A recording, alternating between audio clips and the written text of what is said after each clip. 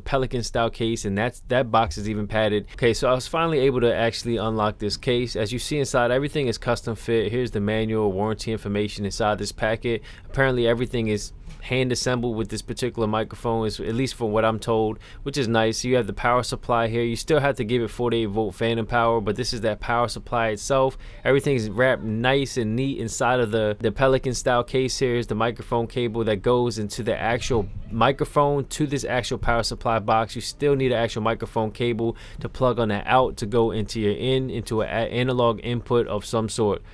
Now this little piece of metal or hinge type adapter is basically made for the microphone shock mount, which is a very interesting looking shock mount, and that attaches to your microphone stand and allows it to be hung from different angles. Now I will say this metal piece alone is very hefty, very solid, doesn't feel cheap whatsoever. Here's extra rubber bands for the actual shock mount, and like I said, once I bring the actual microphone in the forefront, you'll see what I mean as far as the actual design itself. Very nice if you've never seen one. Here's a power supply box, similar to other tube microphones such as this one.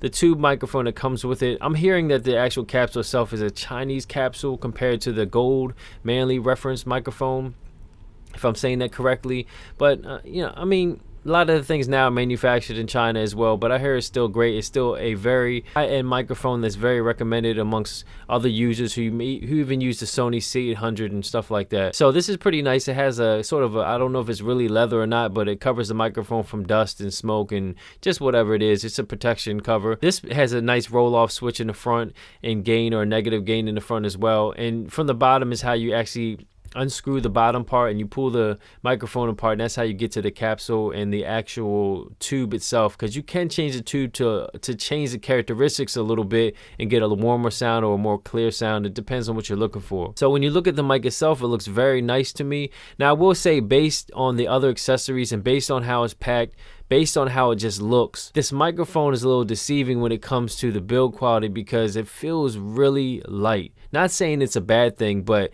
you would think it looks like a heavy microphone. It's very light. It feels almost hollow, if that's the best way I could describe it. Very lightweight. Now one thing I did notice when I opened this is I'm trying to figure out where's the front of the microphone, because if you look at here real closely, the capsule itself is not centered with the word Manley or the front bar of the shock mount. Now I thought at first maybe something was wrong with the way it was sitting in the shock mount, but no, because if you look at the mesh grill, the actual capsule itself is slanted to the side. So a long story short, I hate that I had this experience, but the microphone retailed for $2,700.